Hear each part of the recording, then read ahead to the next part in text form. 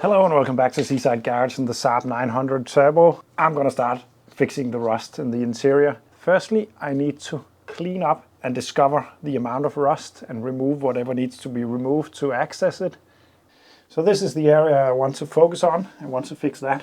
Let's fix that. I want to fix this in here and uncover all of the rust. Firstly though, I want to clean up. I want to get this brake line out of the way. And hopefully I can just undo the clips and move it out of the way. I don't think I have to undo the brake lines. We'll have to see. But I need some room to work on at least. I'm just going to open up these clips.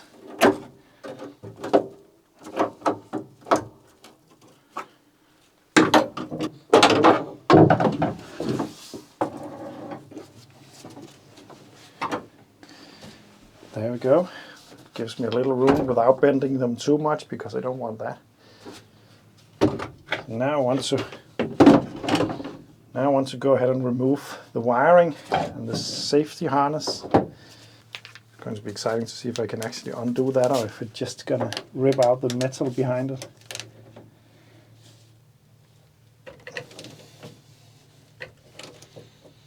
Yeah, it's actually undoing, and I was hoping that it would do that, because if the metal were bad in that area, it could be more serious than what it actually looks like. And then the wiring, just gonna slip it out of the nice clips, by the way, like this. And then I need to get the shop vac to get all this loose stuff out.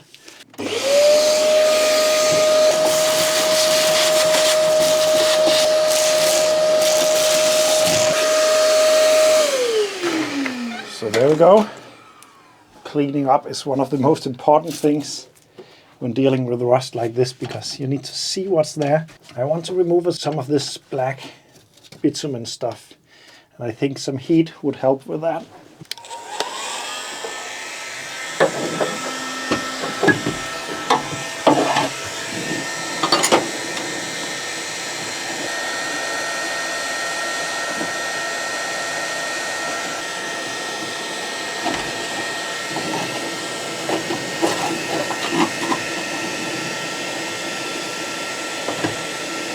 So that helped a little bit at least. And then I think I can remove the rest of it with some tar remover and a brush.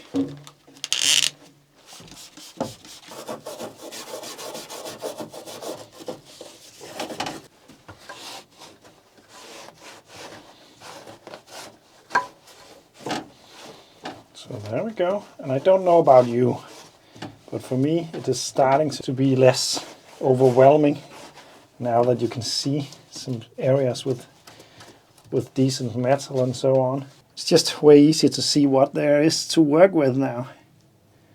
And I just need to figure out how this area is made. Originally, if this one just continues all the way up, then meets with this, and there is an inner structure also.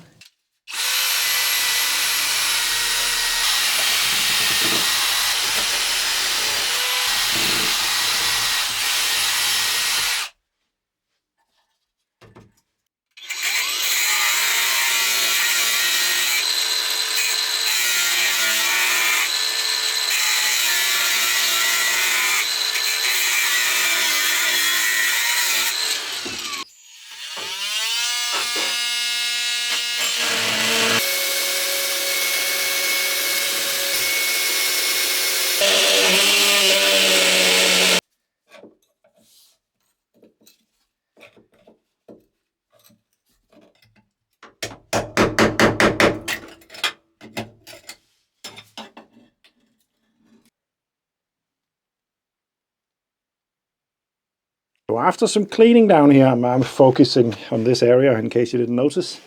This is where I'm at. This is the underlaying piece of metal, the floor. This one goes on top.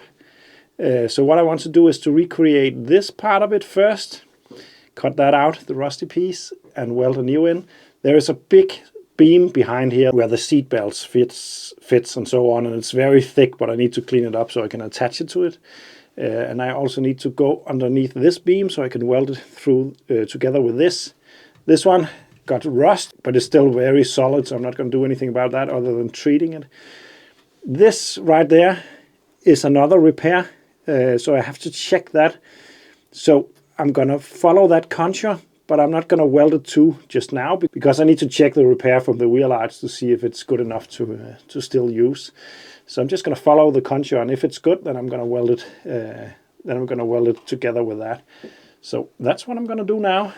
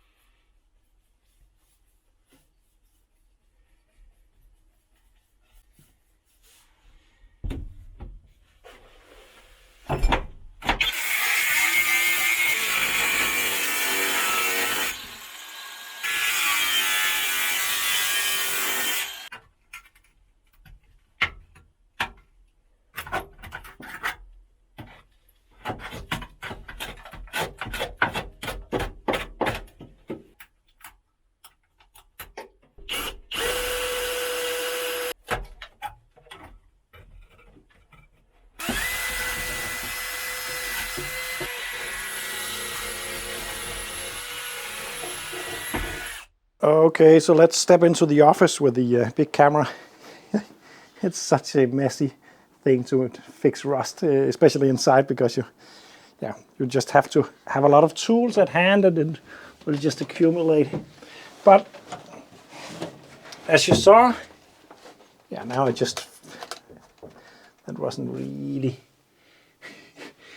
the paint is not dry yet, and I started to fix the other rust, so now it's embedded into the paint. That's not great. I'm gonna scrape that off and repaint it later on. But this is the first fix inside, and I think it turned out all right. It's not pretty, but it is now strong again. I haven't welded it to this part of it because I want to readdress that area. It's a fix on the outside, and I want to readdress that, and the same with the hole down here. I can do that from the outside, and then when the paint is dry and all that, I also want to seal it a little bit better, but it is strong now, and that's the most important bit. I've started the rust repair on this area, cut away what I need to cut away on the inner wing. This structure is the thick structure that goes across the inner wheel arch, and the shock absorber is attached to that up here somewhere. It is very rusty. Well, it's surface rusty, probably because it hasn't have any protection in here. But don't worry, it is strong and thick still, so I can't do much about it. This is the constant dilemma when working on the cars that I work on, because they are really rusty, and removing all the rust is just not possible. It will never be perfect, but it will be good enough. And this is an example for that, because I will not be able to get this down to bare metal. But what I can do is to convert all the visible rust and give it some paint and some protection in here before I close it up. And then I can spray. There is a plug, and then there is a plug out there somewhere, and I can fill this cavity with some kind of wax when we're done. But don't worry, it's plenty strong. It's not that, it's just not looking very nice. But this I will spray with some rust converter and then weld this piece on. And then we actually only need to fix this and a bit of sanding and converting right there. And then this corner of the car is done from the inside at least. There's work to be done on the outside. I will do that later.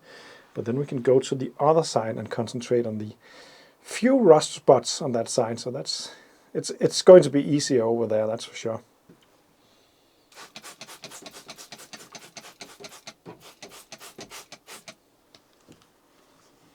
That should take care of the surface rust. I'm just going to let that work.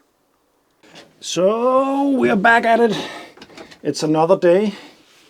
Actually a couple of days later. The rust converter has worked, and I painted as much as I can. As mentioned, I will fill it up with some kind of protection oil in there from the outside. But now it should be ready. I grinded away the paint here and here because I want to make a couple of spot welds. And then I need to weld that piece in, and then we should be done with this corner of the car, except up here, of course. But I will do this from the outside, I decided. So I think this will do all right. Yeah, that's good. And then I'm going to put some well-proof primer on the spots, just to give it a better chance of surviving. And then it's welding time.